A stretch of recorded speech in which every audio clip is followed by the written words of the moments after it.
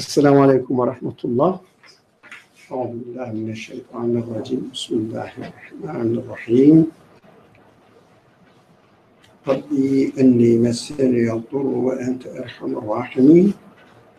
لا إله إلا أنت سبحانك إني كنت من الظالمين. لا حول ولا قوة إلا بالله العلي العظيم. وصل اللهم على محمد وعلى آله وأصحابه وأتباعه وسلم. والحمد لله رب العالمين. آمين.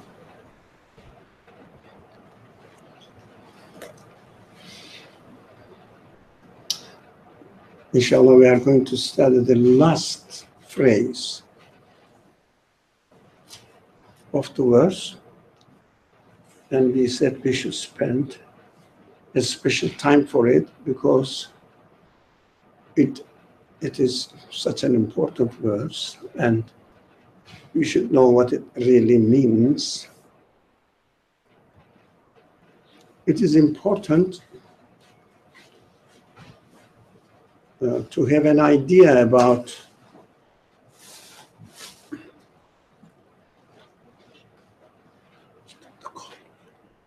so that don't block the way for the newcomers.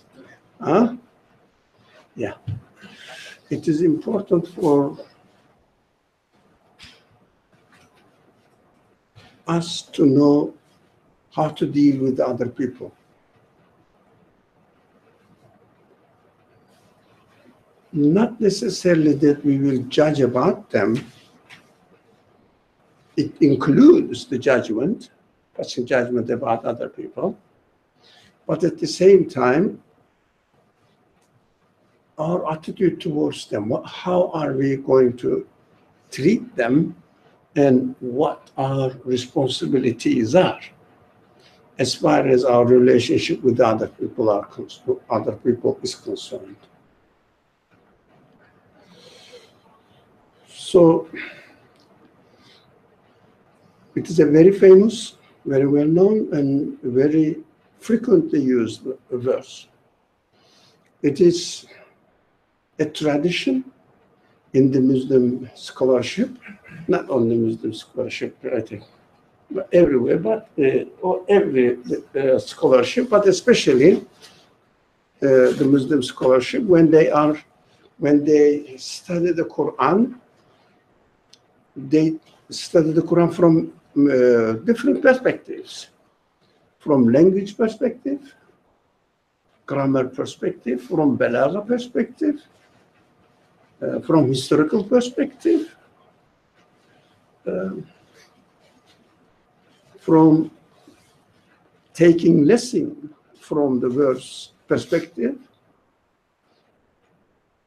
And some people study the Quran, some Quranic verses, in order to explain the seerah narrations as well. While they are doing this, they know that some verses cannot be taken out of their context, shouldn't be taken out of their context. It means shouldn't be studied, isolated from the previous and following verses. But there are some verses that they don't require this. You can independently study the verse. Even there are some verses, like the verse we are studying, you can break down the verse, and each section of the verse has its own significance, has its own significant meaning. So you don't have to put it into the context, but take it as an independent principle.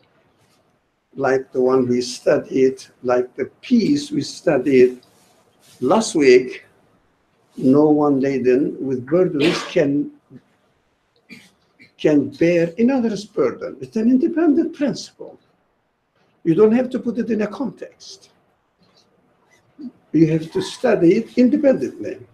And today we are going to study this section, which says, وَمَا كُنَّا مُعَذِّبِينَ حتى نبعث رسولا. And we never punish until we have sent a messenger. That's a principle as well, fundamental principle, as if an item, an article of the Constitution. Well, we never punish until we have sent a messenger. Of course, punishment should not be understood necessarily. We keep repeating this and emphasizing on the importance of it in the hereafter, now as well, in this world. So, if I don't have any sign of, let's say, a danger which is coming from the corridor, do I feel anything? I have no sign. Do I feel anything? Any fear? Do I feel any need to protect myself, run away from it? I don't know. So you see, if there is no messenger, there is no punishment. That's how we are created. It's very simple. All right? It's a practical life.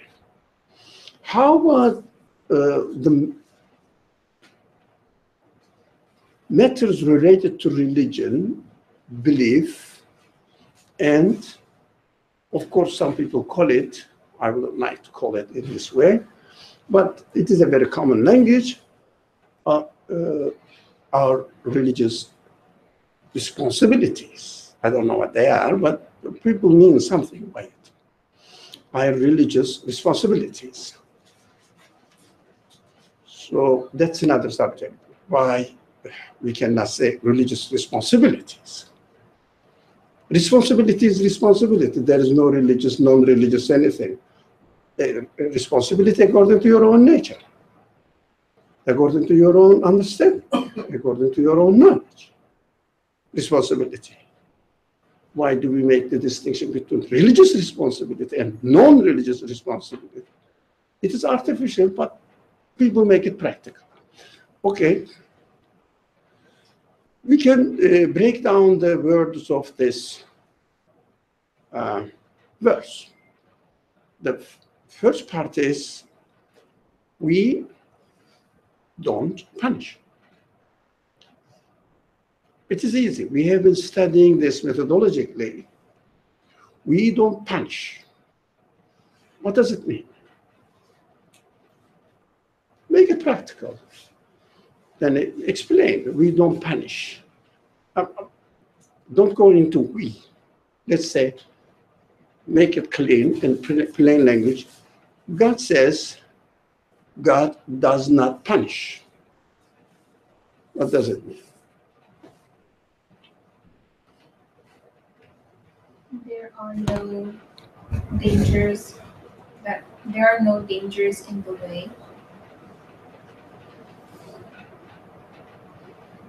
Okay, let's go further. Go further. Any more? Like you said, somebody won't feel that inner stress or concern or that feeling of punishment inside of them if they're completely unaware of the message. Mm. Or if we forget about it, we don't punish. If God doesn't punish, means you don't feel the pain of doing something wrong, we always emphasize on it, doing something against your nature, against how you are created. So you don't feel the contradiction. So you don't feel the constraint within yourself. So you don't feel the pain. Yeah? So we never punish means this is my way of creation. I created you in a way that you don't feel any pain, any contradiction, any stress within yourself. it means you are relaxed, you are comfortable.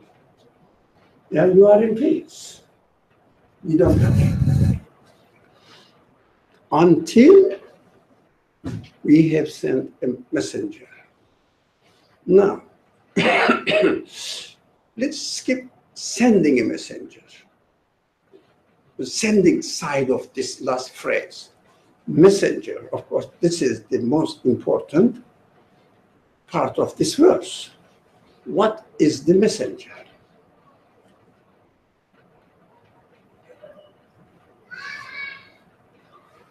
If we're saying that punishment is pain, then in that instance, messenger is whatever informs me about the pain, or whatever raises my awareness to the pain.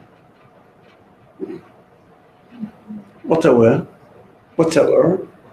makes you be aware of something, so that if you don't follow it, you feel pain.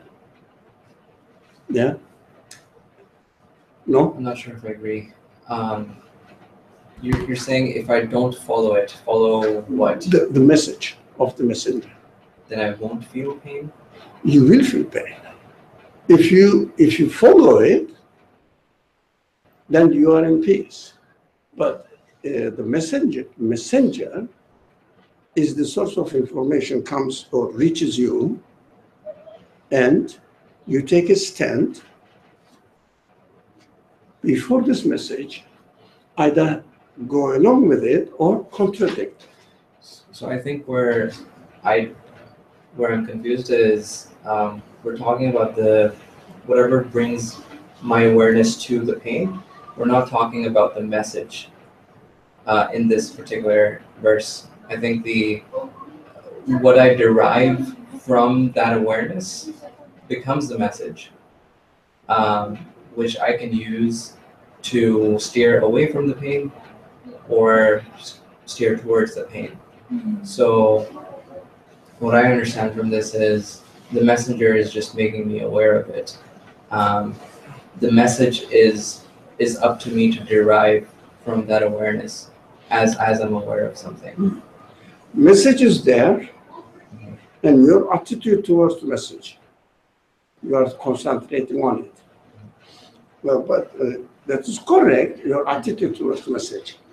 But we have to be careful not to misinterpret the message. That is up to me. I mean, we have to be careful. That's what only I can say. We have to be careful. But can I cheat myself? Yes. Apparently, yes. And pretend as if I am following the message. Pretend as if I am following the message. But do I know, or am I aware deep down that I am putting my own barriers to interpret the message in order to weigh that myself prefers to mean what I want to mean, what I want to hear from the message? Yes. I am free to interpret it. But the message is where? In creation. Now, this message may be within my own creation. This message will be in the creation of the other world, outside world, outer world. And also, there are, in this world, there are two venues of the message arriving to me. One is in the creation. The other one is the creator employs somebody to deliver the message in verbal form, the same message. This message and the messenger refers to these two kinds of venues, right? But we have to be aware that we skipped one piece. We have sent a messenger. It means we don't create the messenger. We don't invent the message. It is provided for us. But of course, our relationship with the source of the message, it is provided for me, but I may be aware of it, I may not be aware of it, I may be deliberately aware of it, or not deliberately. I might have not been aware of the message, especially the classical scholarship emphasizes on the messenger means verbal message, warning, or giving the good tidings. It means verbal message bearers by the employed people who are called prophets. Okay, so the message is already provided by the creator of you, creator of the universe. Now, if the creator has not provided the message for me within my capacity,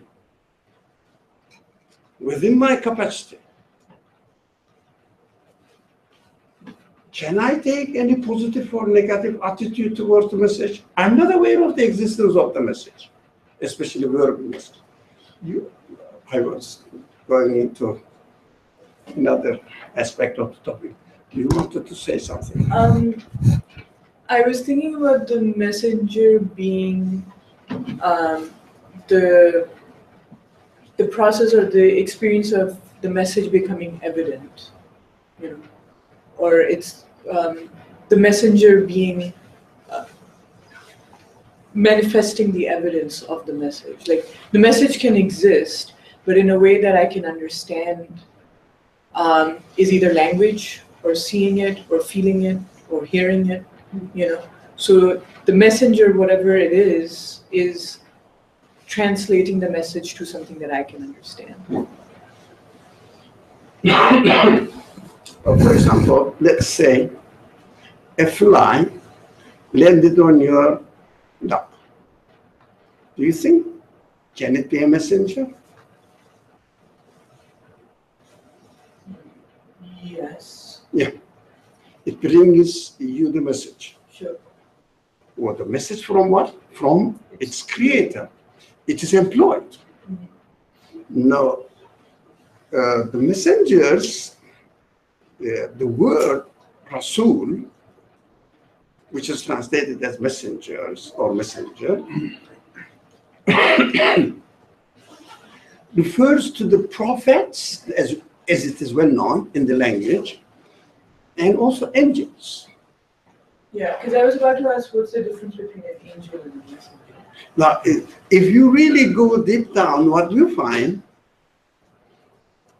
angels represent the meaning in the creation.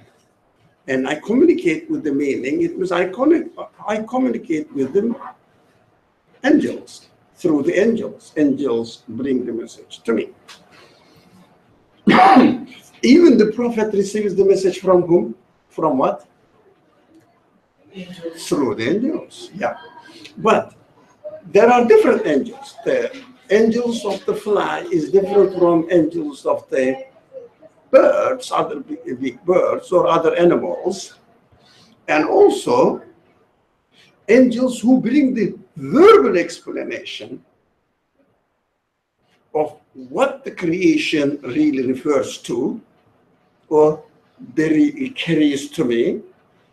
And this angel is also a kind of angel. There is no need to mention the name. Everybody puts a name on it. Okay, doesn't matter. You can put a name on it because it's very important to bring the verbal explanation of the universe through God, of course, or by God, sorry, through. the Creator. For example, let's say the food you eat, the taste is transferred to you by an angel, and you have to interpret this taste within your own capacity. And let's say a prophet comes up with that sentence or a paragraph from the Creator. You heard of it, and again, it is you who are going to interpret the same thing. The same thing. So we have to understand the angel, the messenger. It has many kinds of messages. The taste is the message, and the fruit or the food that carries the message to you is a messenger. Let's say the Torah or the Bible or the Qur'an are the messages, and also they are carried to the prophets by the messengers, and prophets put them in verbal form. That's the difference.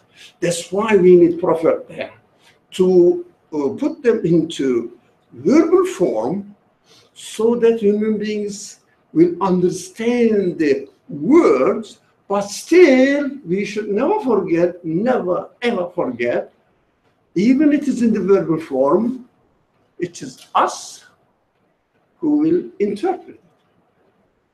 Right? It is us who will interpret it.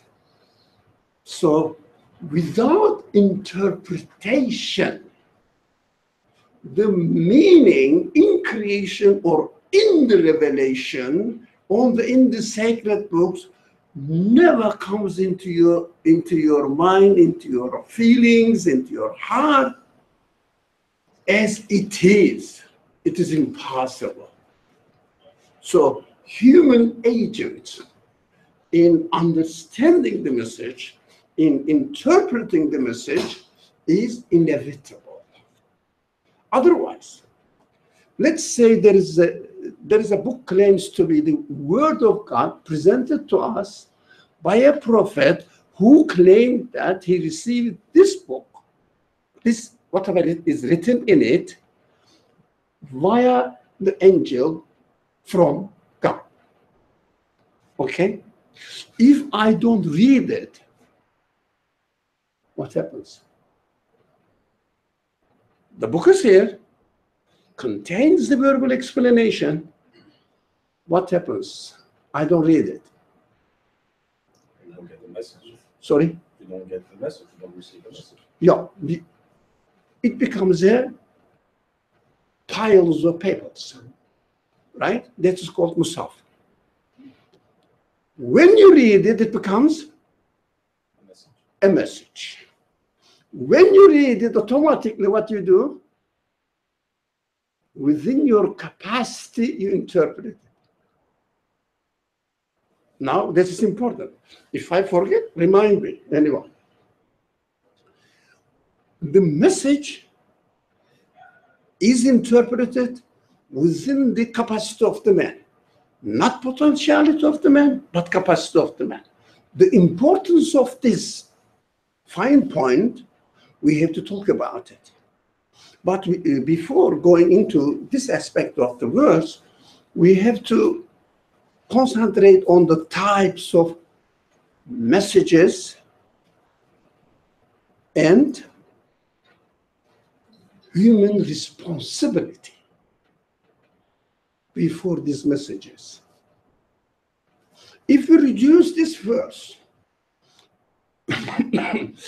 to the meaning that the verse is mentioning about the messengers means the prophet, and also the revelation they bring to us, if you say that this is limited to this area only, what happens?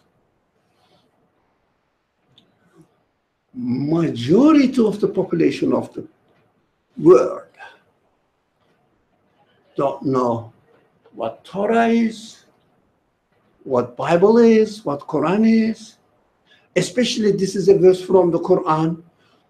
Majority of the world has not studied the Quran. They say a fifth of the population of the world claim to be Muslims. How many proportion of the Muslims really open the piles of paper and read it and interpret or benefit from it as much as their capacity allows them? How many proportion? Less than 1%. Sorry? Less than 1%. 1%? Less than 1%. Less than 1%. That's an optimistic studying what this message is telling me. I don't say reading. Majority of the common people in the Muslim world read the Quran, or I wouldn't say the Quran, I'm sorry, read the Mus'haf. They don't communicate with the Quran. Is the spoken word. Spoken word of God. Communicate with the spoken word of God. It means God is speaking, they are listening. Now, if you sit here, since I'm speaking, I can give myself as an example. I am speaking, you sit there, example, or you are speaking, I sit here, doesn't matter. And never try to understand what I am saying, but you follow the melody of my voice. Do you think you are receiving the message? Now, you understand that. That's one thing. The human capacity, you would remind me, huh? Inshallah, not all of you. You are closer. That's why I'm speaking to you. Human capacity, if you say that we are done with the verse. So, if we say that the Quran is the message, Muhammad is the messenger, as the Muslims claim, then the verse is mentioning about this. So, the speech of God has not arrived to the 99% of the population of the world. They may recite the book, but no communication, getting the message, hear the melody. Yeah, without understanding anything. We have to attempt to understand it. So it is very limited. It becomes very limited. So if we say that, for example, are you from a Muslim background? Okay, now I can ask you this question. Okay, have you heard that there's a prophet? Yeah. Okay. Have you heard that this prophet came with a message from God? Yes. Okay. Okay. Now, if you don't follow the message, you are going to be punished. Well, you say, no, there are degrees in communicating, in communicating with the message. Now, for example, there are some people. New York is a good example, very good example. How many people you think that in New York have not heard of the Quran and Muhammad? Sorry? Not many. Heard of Quran or Muhammad, Muslims? Muslims in New York? Yeah, in New York. I'm talking about Muslim, so the population of New York. How many of them have not heard? Yeah, I'm saying. Have not heard Quran, Muhammad, and there is a religion called Islam. Probably not many. Not many. Right. Why? Because New York is very diverse, and I'm sure some. Sorry, New York is? Diverse, Yeah. and some you must have come into contact with it. No, but I'm not saying having in contact with. Have not heard Muhammad. Zero. Let's say zero. Nobody heard him. Sorry? Have not heard. Zero. Yeah. Did you say zero? Yeah. Even all Christians know that there is such a religion which is called Islam, and they claim that they have a prophet, and they claim that this prophet has received message from God, that they heard of. Do you think the message has arrived them? Now, you said zero for the first question. Now come back to your answer. Do you think your answer was to the second part of the question? Do you think the message has arrived them? What? I have a problem with the word arrive. Yeah. Because I think arrive kind of implies even the message can be that you can. The message could arrive to you technically, but you could not extract. No. Look, be careful with the word. Yeah. We'll go step by step. Okay. We are going step by step. First, hearing. The second, message is arriving. Third, your comprehension of the message. Now, we are in the second stage now. Message arrived them. For example, do you think everybody heard of the Qur'an is aware of what the Qur'an is all about? No. I disagree. Yeah. Because if we're saying, or if one concludes that Quran is book of the universe, and the universe is No. We are talking about a verbal explanation of the Quran. Now, like literally. literally reading. Okay. Yeah. Now, so now I'm getting closer to our responsibility to other people. For example, what do you think the obstacles can be for the people? Which kind of obstacles can be for the people that they may not really get the message and be aware of it? One. Hesitance. Sorry? Hesitance. Their own hesitance. Why they should hesitate? Um, Because of lack of reflection. lack of? Reflection. No, for example. No, for example, have you heard that there are some people in the world, they say we have 5, 6, I don't know, more than 6, or maybe, I don't know exactly what, 10,000 years of sacred books. Mm-hmm. Yep. Did you hear them? Did Did you hear that there are some people saying that we have very ancient source, which is sacred? Yes. Yeah. Vedas. Yeah? Mhm. Okay. Have you studied Vedas? Have I studied Vedas, yeah. with us? Veda. This, Oh, this ancient. Veda, the most ancient book? Yeah. No. No. I heard Okay. about it, but I've never You studied heard of it? Yeah. You haven't studied. Why do you think you didn't want to study? Oh, You I didn't. don't. No. So far, so. Why do you think you didn't prefer to study until now? Not only, don't take the question personally. Have you studied with us? Why do you think you? I have a preconceived notion that that's not.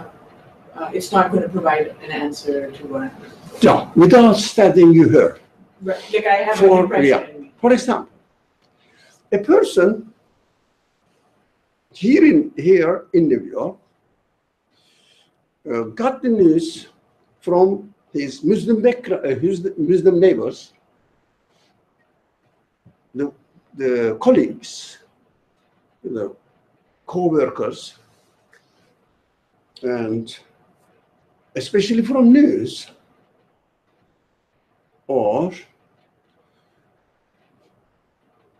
there are other people, yeah, especially from news, or they are really occupied by other concerns imposed on them by the outside civilization.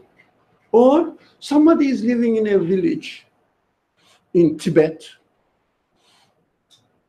Do you think they may hear the Quran possibility? Most probably not. Eh? Even they hear, do you think they will pay attention to it and take it seriously? Look, there are some people in the world say that this book is wonderful, it's from God. Let me see, let me study. There are, to me, numerous obstacles in front of the people who will not really expose their interest in the Quran unless they have a reason for it. They have a reason for it. For example, if you have a neighbor who is, according to you, very valuable man, you respect him, and who quotes some sections from Vedas, and you say, they're interesting, right? So it arises your interest in studying the Vedas. Otherwise, there will be no reason why. For example, if you hear that, let's say, Hindu people are barbaric people, you hear, their book is this, and they start doing something negative, whatever, from towards other people, and you say that these people have no virtue. Why should I be interested in their religion, right? In their source that educated, claim to have educated them. You shouldn't be interested in it, and you will be right. Now, come back to the Muslim community and how they represent the teachings of the Quran in their practical life, in their languages. So, do you think that the people, most of the people, majority of the people, will be interested, even they hear what the Quran is, will be interested in studying the Quran? The first obstacle is what? In front of the people, not to be interested in the Quran. The first major obstacle. No reason. They don't have a reason. Why don't they have a reason? Because They believe in something else. They believe in something else. they behave. Believe in something else. Believe in something else. They believe in something else? Well, okay, but there is another alternative. Somebody, why? We are asking for, they may believe in something else, but they must have an option. Oh, this is also a kind of source of interest. I have to study and compare it. But most important factor that the people are not interested in the Quran, the most important number one factor. They're not exposed? They're not exposed. No, Nowadays, after being exposed. Nowadays or No, Not questioning. let's give the chance to understand. They don't feel the need, as in, Why they don't feel it? so they're not thinking about their existence. No, that is their, what the message has received, arrived, and said, there is no need to study this book. It could be because of misconceptions or misunderstanding of the message. So what is the main factor that causes the misconception, according to you, according to me? Yeah? Sorry? Distortion by the media. I know Most you might hear those important words, factor. but- That is correct, but this is not the most. They don't relate. According to me, this is the second most important factor. Media. Public, what do you say, public what? I don't know, pop culture. No, public. Not, for example, these kind of things are called or what? Marketing. Distractions. No. The media, video, the news, communication. mass media. Yeah. Mass media. Okay, that is the second most important factor. I agree. But in my mind, Is it because they think it's a book of do's and don'ts? sorry, Book of do's and don'ts. sorry. Do's and don'ts. No. I don't know. I don't agree, but it may be right, but I don't agree. I'm looking for the most important factor. The behavior of the Muslim doesn't present. That's it. Yeah, right? That's it. The behavior of Yeah. behavior. The representatives of the message of the Quran, which claim that they are Muslims, like me, and which claim that their morality, if you like, values are shaped by the Quran, they represent the Quran in such a way that puts people away from becoming interested in the Quran. That is our responsibility. First, we don't represent the Quranic message in our life so the people will see it physically, because theory doesn't matter. For example, if I say, according to our religion, we shouldn't steal, but I'm stealing. What do you think?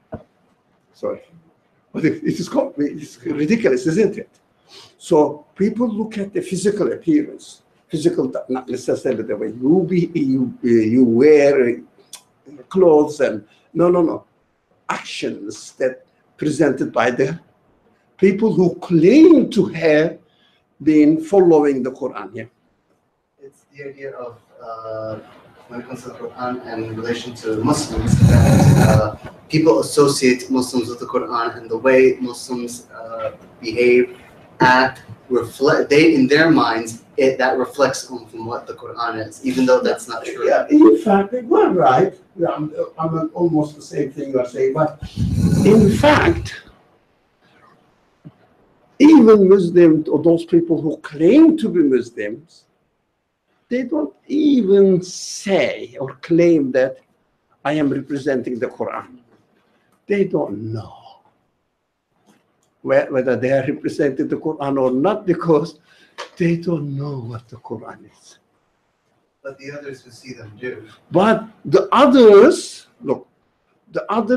think they behave in this way because of their religious source, which is the Quran. So the main factor is the behavior of the Muslim community. Muslim communities, maybe individually or in the societal context, or in a society, in a community. So we have to, that is the most important factor that is related to us. So we have to really be careful in our behavior. So I think that this reason can be used as an excuse to externalize why a person as an individual is not making an effort to understand the. We are talking about other people. We are talking about our relationship with the Quran and how we represent it. And if a person is not interested in the Quran because of my behavior, but it doesn't necessarily mean that 100% of the people who claim to be Muslims will behave badly. No. But because of my behavior, that is the aspect which concerns me. But other person makes an excuse of it not to study the Quran, runs away from it. It is that's their responsibility. So I don't want to try to defend myself, but I still think, even from my perspective, it is still an excuse that I would tell myself that another person is not making an effort to improve their understanding of a message because of how I represent it. One of the reasons. One, but you said the main.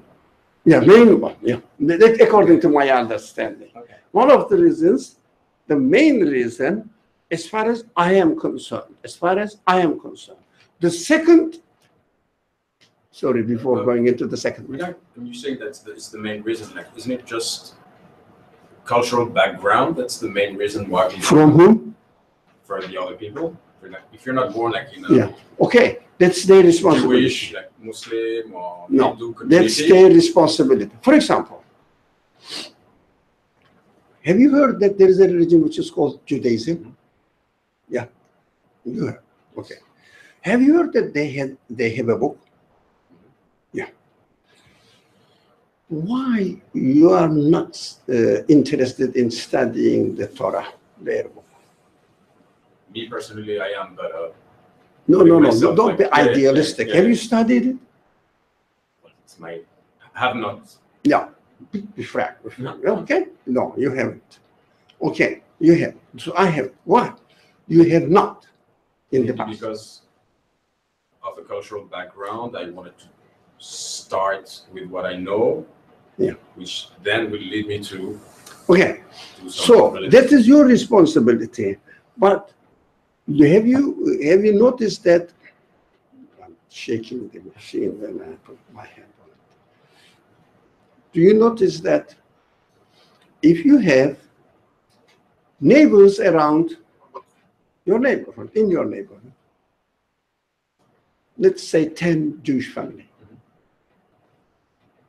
you look at them, yeah, you claim to be the Muslim, okay, you look at them, if you find them really much better position than your other Muslim neighbors, do you think you become more closer to the Jewish people and their source? Mhm. Yeah, that's the point we are trying to make it, right? But if someone conditions himself, herself, that I'm not going to study, I'm not going to do anything else, I was born into a Jewish family, and I am interested in Judaism. None of the other sources are interesting for me, and I'm not going to study them, concern them. That is my responsibility then. We are looking for outside causes. One of them is communities who claim to be following the Quran, the Muslims, and people do not really represent what the Quran is. So the other people look at the appearance of the Muslim community and say that there is no need to be interested in it. And then I feel like then this problem, in a way, would have existed the moment there was, after the last prophet. after last After the last prophet, everybody. last prophet, Or the last. after the messenger. prophet, After the prophet, no, right? last for you, yeah. Okay. After the prophet, there was probably always a group of Muslims that were not interested because they did not find representation that inspired them enough. So it's not a today problem, it's a problem I would say maybe since it was born. Is that how That's it. I mean, I'm not saying this is only today's problem. Right. This has always been the case. In the proportion may change depending on the community, but really, as far as our responsibility is concerned, we have to watch out, as we claim to be Muslims, in our behavior, etiquette, and everything, so that we will represent the Quran. In order to be able to do this, we have to study the Quran. If you don't study the Quran, you can become a humanist, not the representative of the Quran. That is a very dangerous pitfall.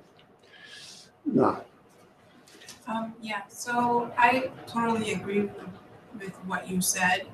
However, like I was wondering if you can give like one clear example of how Muslims might be misrepresenting the Quran. so Can you give one example of how, like, now Muslims are misrepresenting the Quran? yeah.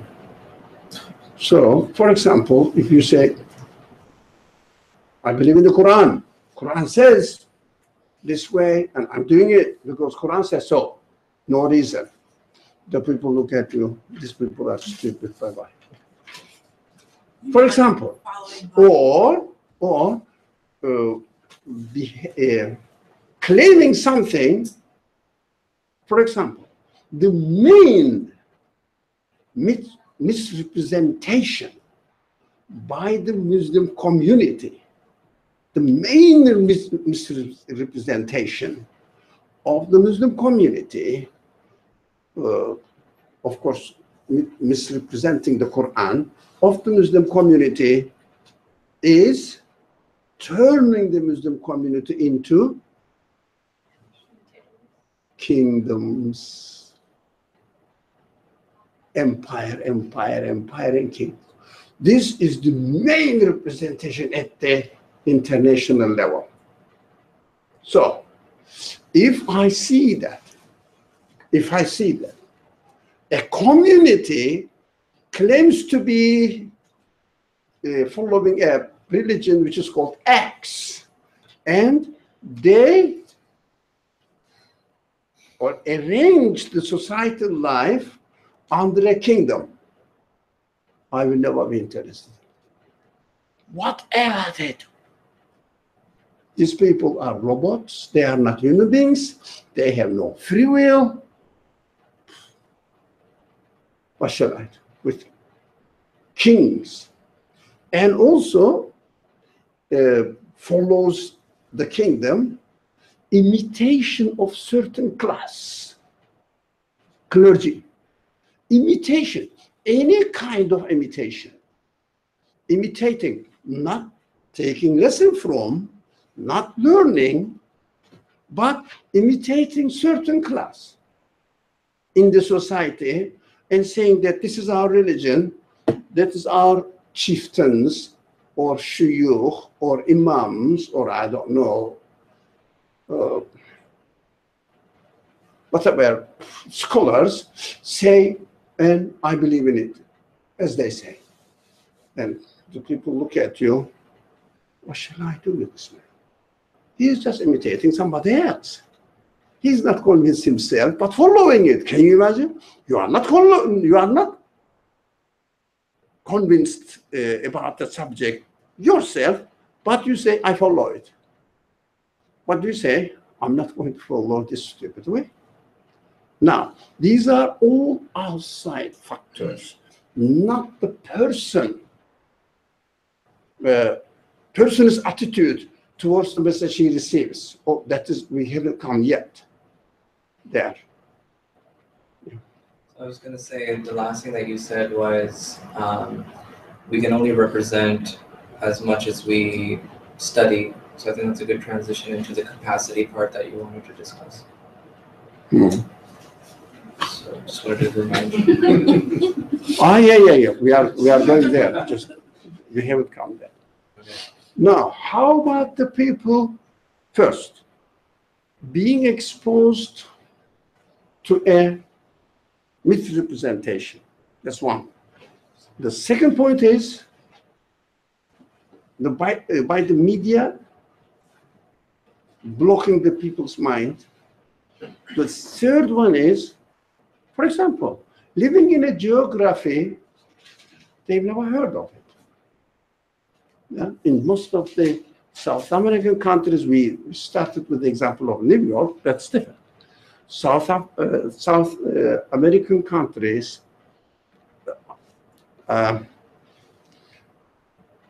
most of the African countries, parts of it, not all, but parts, and far eastern countries in Asia, north of the some European, maybe Scandinavian countries, they might not have heard what Islam, Quran, anything. So message has not arrived. So they are not responsible if they have not received the message, the verbal explanation of the Quran. If they take an attitude, it is not they're taking an attitude, actually it's wrong. If they don't really become interested in studying the Quran or really investigating what it is, they don't know that it even exists. Yep. Propaganda, media, goes under the title of media, the negative propaganda. And another problem with, of course, misrepresentation. For example, I think we have to emphasize on the importance of this subject, that the kings thought that they represented the Muslim community, and their administration is a kingdom administration, and the people are comfortable with it. They have no problem. So what they do, kings always follow their own political agenda, right? For example, in the example of the Ottomans, especially in the example of the Ottomans for 60 years, 600 years, whatever, they kept attacking. And Europe hated Islam, these barbaric people. And while they were attacking, what they were saying, Allahu Akbar, Allahu Akbar. They don't know what Allahu Akbar means. And the sultans say, this is holy war. People hate Islam. Generally speaking, still some of them are interested, but they are individuals. Otherwise, generally speaking, they hate Islam because historically there is an enmity between the Muslim world and the European geography. For example, this is a very, very important obstacle for the people to become, ordinary people, to become interested in Islam. And also, deliberate misrepresentation of Islam by non-Muslims. Not by Muslims are not deliberate. It's not deliberate. That is why what we are lacking. But deliberate misrepresentation of Islam, twisting the meaning of the verses, misinterpreting some values of Muslims and attacking on them and trying to create an image in the minds of the people that Islam is really very bad, right? So that is, again, another factor for the people not to become interested in Islam. This is very important among the, especially Western world. It means Europe and America, North America, Canada, and United States. In the institutions, education institutions, they have sections which study Islam. Yeah? Why? Are they really teaching Islam? I've never seen them. twisted. And the people think that, oh, I am a Muslim, I should know what Islam is, and this section of Islam, that section of Islam. And when they start taking the course, they become, they are exposed to distorted, completely and deliberately arranged way that they will represent Islam. They will present Islam to the students in such a way that they don't say Islam is a bad religion. No, they are very clever. They are very clever. They say Islam is a good religion, but presentation. So most of the young generation who are interested in an alternative religion because they are not satisfied with their traditional religion, what they do, they say, okay, what is the alternative? Judaism is an alternative. Islam is an alternative, yeah? They have good intention, but most of them, not all of them. Huh? Some of them want to become really deceivers. So they become what? Interested in Islam. As they become interested in Islam, the institutions know that these people are going to study Islam. Before they go into the right source, we have to get them. They have an institution, Middle Eastern studies, or general religious studies, and Islam a section. So what do? They present Islam to these people, twisted form of it. For example, instead of, for example, studying the belief system of Islam, what the Qur'an teaches, what they start from, life of Muhammad, and after the death of Muhammad, what happened to the Muslim community? They started killing each other. And they present that the Muslims are fighting with each other under this name, under that name. And during the life of the Prophet, they reduced the life of the Prophet to what? Only wars. Only wars. I've never seen any section which studies the teachings of the Quran. For example, the central teaching is Tawhid. I've never seen any section which studies Tawhid in the Quran. Never seen. Okay. These are the outside factors. Yeah. Question. So if we've identified that the root cause or problem, or one of the major problems, is the fact that it is being misrepresented, then how do you collectively represent something or represent a message which can only be interpreted at an individual level? And no, you cannot collectively represent individually, because if you cannot do it, mind yourself. That's it. When you speak about the Quran, don't speak in an imitative way. Give the reason if you are satisfied. If you are not satisfied, admit, look, I belong to a Muslim community because of my family background, but I never studied the Quran. I don't know what the Quran is teaching. Don't pretend to have known it. Never. Say, I don't know. If you have studied, if you are convinced about one topic, as far as the teachings of the Quran is concerned, speak about it only. Say, I know this much, and I'm convinced about it. But don't bring your prejudice, your bias. Say, Islam is the best religion. I really love Islam. The Muhammad is the best man. What did he teach? He was a very nice man. And then people say, these people are stupid. Keep away from them.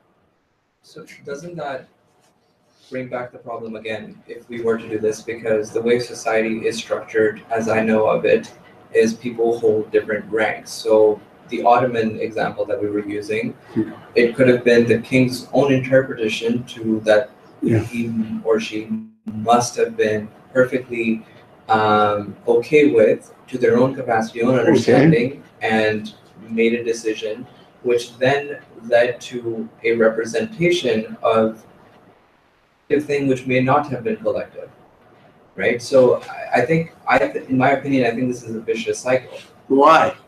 Because if the king claims to be representing Islam, even he may be a very serious man, very sincere man, he is acting as he really believes. Doesn't matter. It is his personal attitude, personal understanding. What we do, we look at what he's doing. He says, I am a king. Right? He says, I am a king. Period. So as soon as he says, I am a king, what does it mean? Falls out of the category. Falls out of the category of the teachings of the Quran. But that depends on the receiver's understanding. No, as a human being, if the human being is looking for a truth, he will say, this cannot be true. That's it. And he will be right not to become interested in Islam. So, no, there is no need to justify our mistakes. Really, it is the plain fact to me. Well, someone may not agree with it, okay. There are other factors that the people may not be aware of, what the Quran is teaching. So while we are treating with the people, the conclusion of this section only, we should never be judgmental about the people if they say that they don't believe in Islam. What we should say, or what I personally say, you don't believe in Islam? Welcome. That's perfectly all right. I don't see why you should believe in Islam anyways. Not as far as you are concerned. As far as the outside factors are concerned, if I was in your position, I wouldn't believe in the Quran either. Yeah? So we are together. We should be frank. We shouldn't blame people at all. But as far as the responsibility of the other people are concerned, now, those people who may not be aware of it, rightly, because they've never heard what the Quranic message is, their responsibility will be, do you think they will not be responsible for anything? Any message? From the beginning of the class, what we said, message is not only the verbal message. So they are responsible for the messages they are receiving. So if they contradict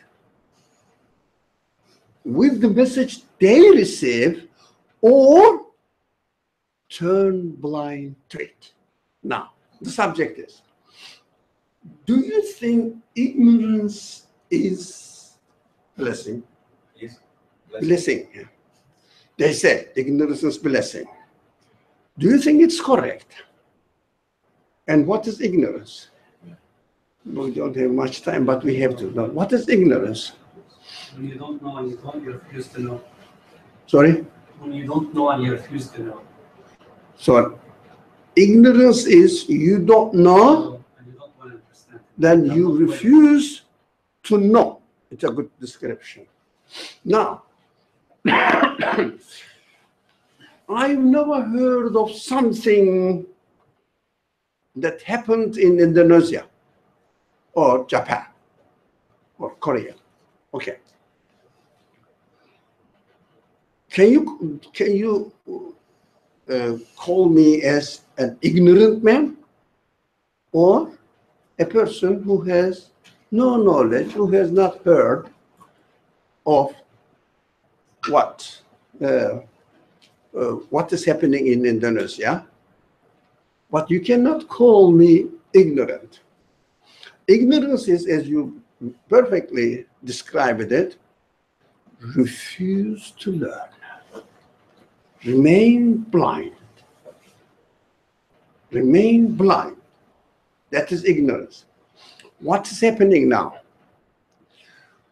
If a person, now we changed the, flip the other side of the problem. Now, so what other people have chosen, whether they have chosen ignorance, so they refused to learn what the truth is, or they simply don't know what the reality is really. It depends on them. How about me?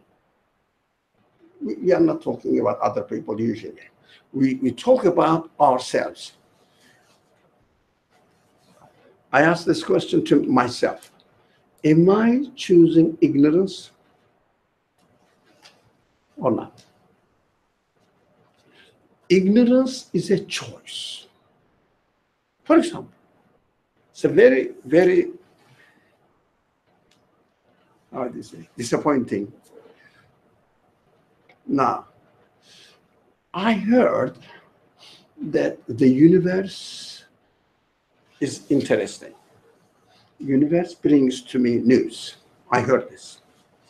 From where? From my own experience, from within myself. And also, I know that something in me, from my own innate disposition, that I'm not really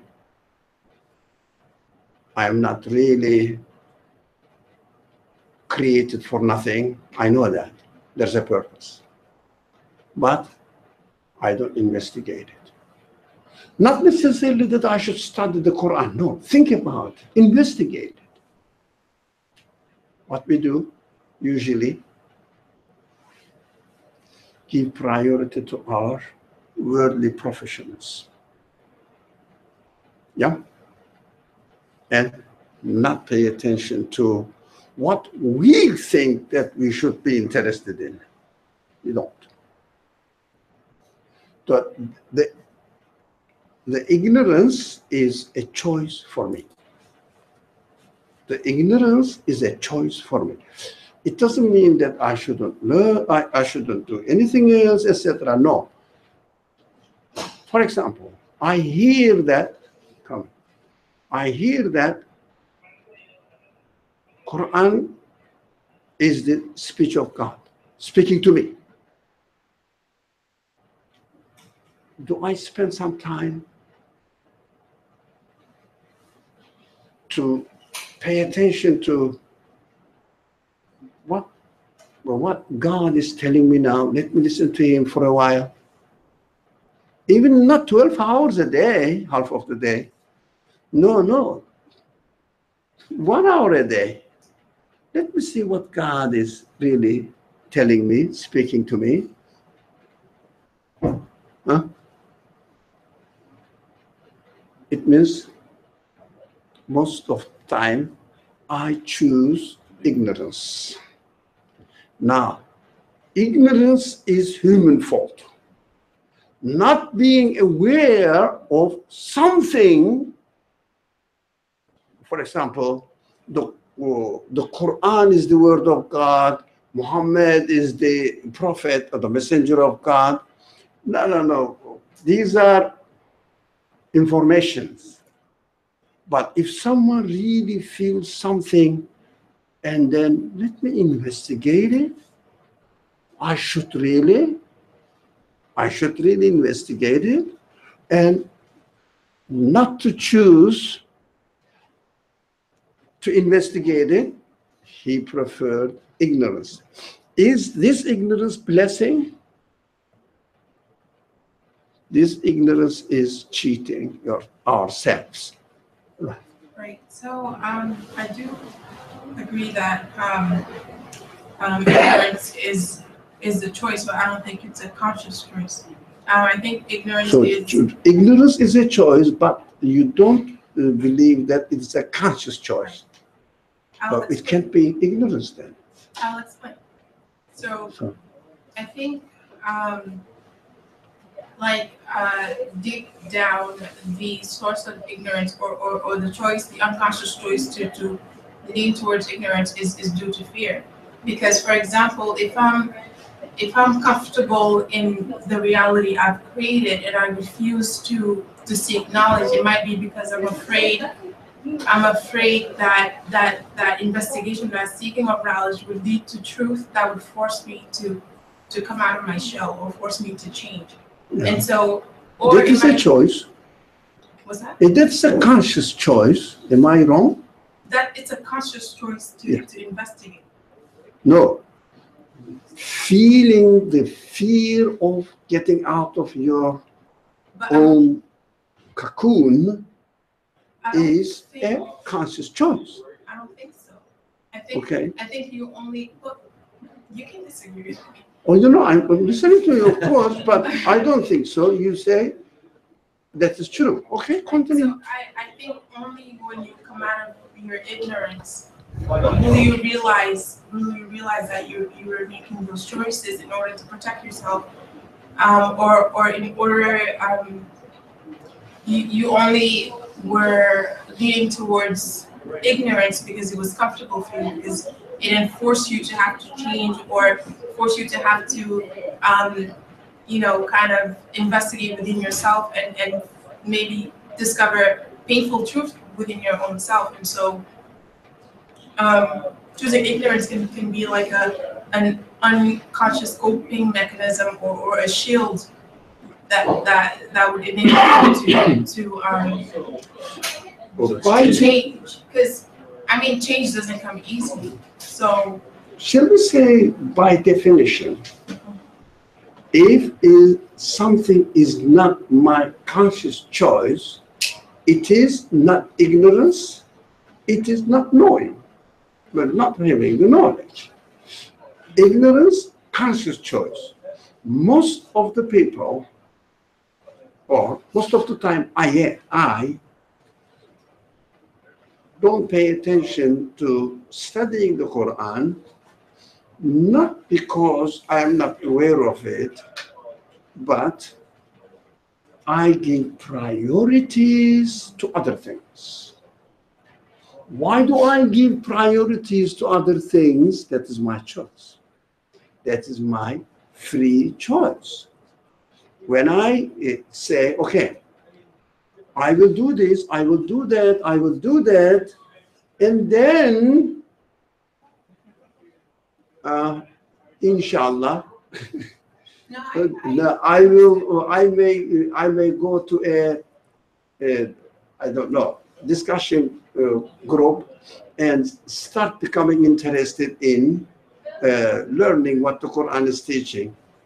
But that is my choice. I have to admit that. No, I understand. I think the truth or what that true message is embedded in ourselves, all of us. But only through investigation can you discover it. And so I don't think someone, although I agree with you, I don't think someone's walking around making a conscious decision to avoid the truth. You know what I mean? So I think those decisions are unconscious, but only through investigation can that come to surface. I That's question that one. Conscious decision to avoid is human choice, because we are choosing.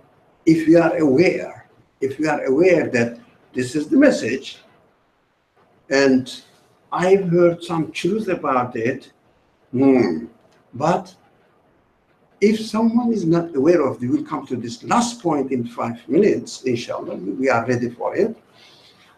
If I choose something or some way that is avoiding from giving the priority to learning what the truth is as the purpose of my existence in this world,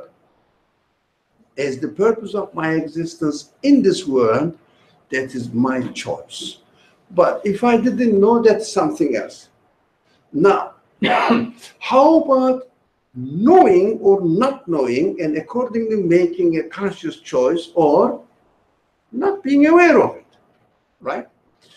That is the difference between, we studied this, we refer to this fact on several occasions, the potentiality and capacity, sorry, ability. Now, every human being is potentially able, but that is every human being. But how much we have turned our potentiality into ability. Accordingly, I will be aware of the truth, but not according to my potentiality.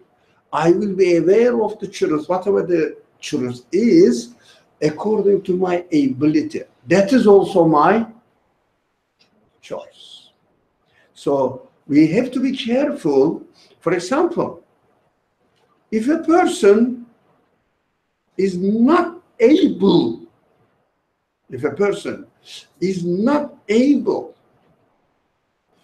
not potentially, yeah, is not able to study because he has never tried or had the opportunity to think, to read, to reflect.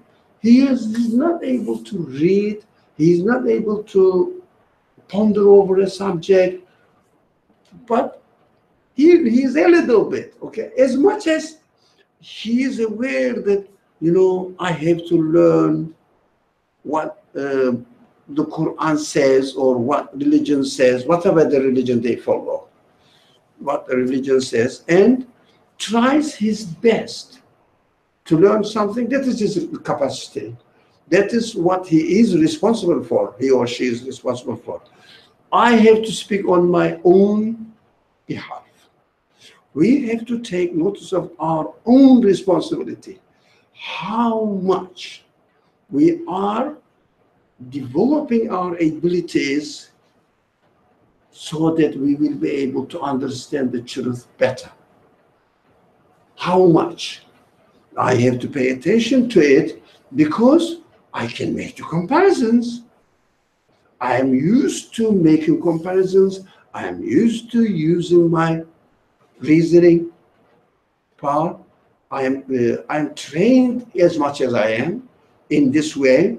Why shouldn't I use this capacity, ability to learn what, as far as I know truth, this is the truth, what this truth is.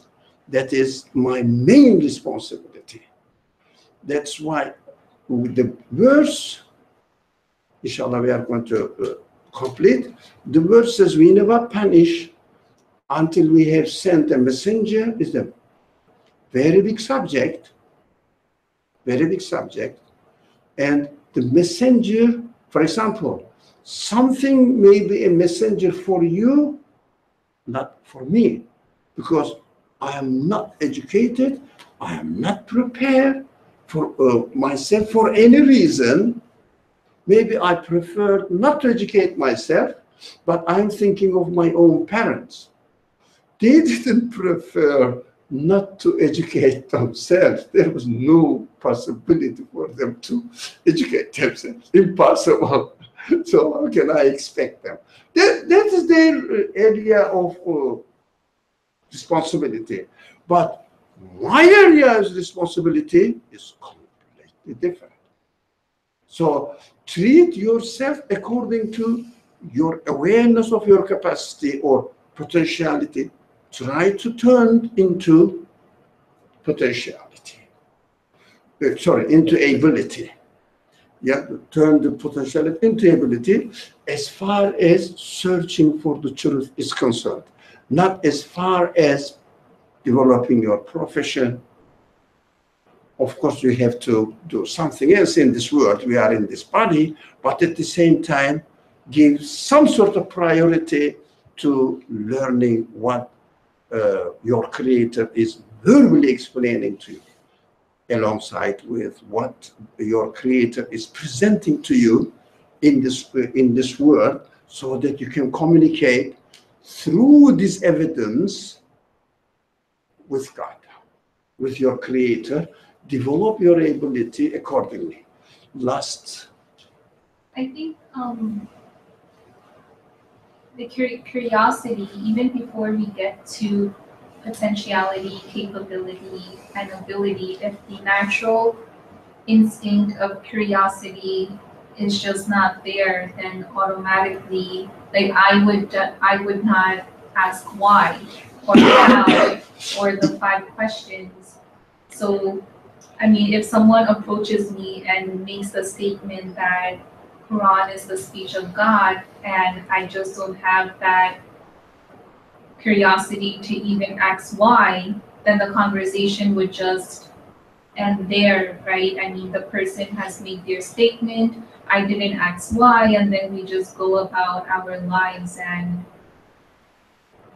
we don't, I wouldn't even go to unleash that potentiality, So because don't do. unleash or discover. Unleash, discover. Yeah, unleash. Discover Yeah, that unleash. potentiality, because that curiosity of why is just not there. Okay. Is it within the human nature that a person from his own nature Mhm. doesn't have curiosity? I Impossible. think It's the there. ignorance kills the But curiosity. if you don't know, for example, Mhm.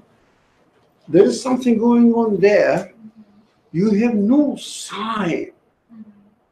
so you don't know. Mhm. So you don't become curious about what is going on there. Mhm. But as soon as you know something, curiosity Mhm. automatically starts functioning, because human beings are created with this capacity. No one can Yes. create that, Yes. claim that I have no sense of curiosity. It means I'm a robot. Impossible. It's not To the human being. rephrase, I think Sorry? ignorance may kill the curiosity. No, ignorance, if we said, that's what we have to be careful. Yeah. Ignorance is a choice, but not knowing that something Yeah. outside there is not a choice. Mhm. Yeah. So no, we shouldn't confuse. Mhm. Ignorance is a choice. I don't want to learn. Mhm. I just don't want to become interested in it. That is ignorance. Mhm. But you know something, sorry, not bad.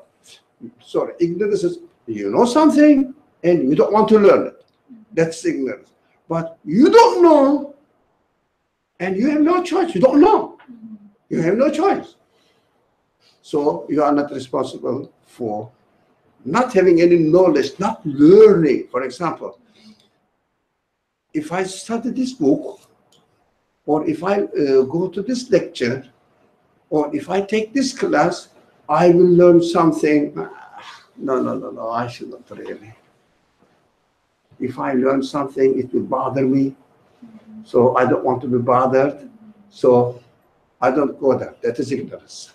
So, but curiosity is human nature, within human nature. Anyone else? No? Yes. So, are we, or am I potentially responsible for not turning my potential into my capacity, and hence and then that gap allows me to fail to recognize the messenger? Fail to recognize, yeah, that's your choice. No. So, Yeah, I mean, because you don't know, you don't really become interested in the message because you don't know. But your choice is on the direction of not knowing. it's not a choice at that point, because I've not developed, let's say, the only analogy that I can think of, and it's way off, is let's say my body has the potential to build more muscle so that I can, for example, lift weight. Yeah. In this analogy, lifting weight is extracting the message, the messenger being the weight itself, my muscle being capacity, but how much I build my muscle is the potential. So in this analogy, if I see weight, is it potential? Is it ability? How much you develop your muscle? How much I develop is ability, but how much I can develop the ultimate potential. That's potential in this analogy. There is no end for it. Right. Until we die. Right. So now, let's say I only build my muscle, or I only use my potential and turn it into the very limited capacity, and that's my choice. But you don't know the limited. You don't know the limited point. No. Let's say I build it to level 1. Let's just say so far. You can put an aim, but you cannot say that. Look, I cannot go beyond this in any subject. Yeah. So I've only turned it to level 1, or just a little bit. Yeah, that's your choice, and you did it. Right. Now, with just that much muscle, I cannot extract the message from the messenger. Yeah. I cannot lift that weight. Yeah. That's according to this, according to the phrase that the verse that we just read, I feel that it's my responsibility for not turning my potential into the muscle or into that capacity so that I could have lifted the weight. So in this instance, I should technically be punished. The messenger is there, the weight is there, but for me to be unable to extract the weight, it's my fault, it's my responsibility for not turning my potential into the capacity. In this example, I understand that we have to put the condition. You should know what you are running away from. For example, stopping at level 1, not going into level 2, because that is your responsibility, because you prefer not to go into level 2. Right. So that's your responsibility. Right. That's your responsibility. For example, I can see. This is simple. Very simple. I can see, but I closed my eyes and say that I cannot see anything, right?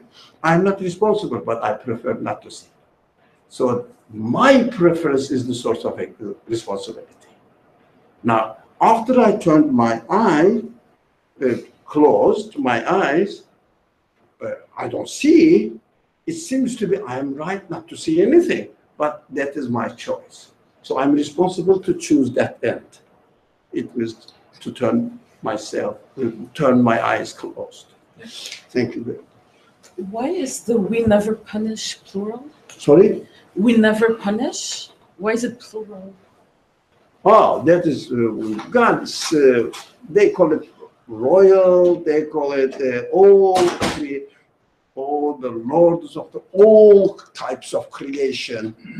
Means I am the one who created you, I am the one who created the earth, I am the one who created the animals. We means royal. But the qualities of God also represented in we. The one who creates with mercy, the one who creates with power, the one who creates with measurement, the one who creates with justice, the one who creates with wisdom, all of them together. But we can, in summary, say, look what God is speaking here, and as the representative of all kinds of creation belong to Him. So it is not the subject of this verse, but it means God doesn't punish until He sends a messenger. So it is not an easy topic. It has many aspects, but we have to concentrate on the aspect that our responsibility, where our responsibility is. Okay, thank you very much. Bismillah ar-Rahman ar-Rahim. Subhanaka la ilma lana illa ma 'allamtana innaka antal alimul hakim. وآخر دعواهم أن الحمد لله رب العالمين بحرمة سر سورة.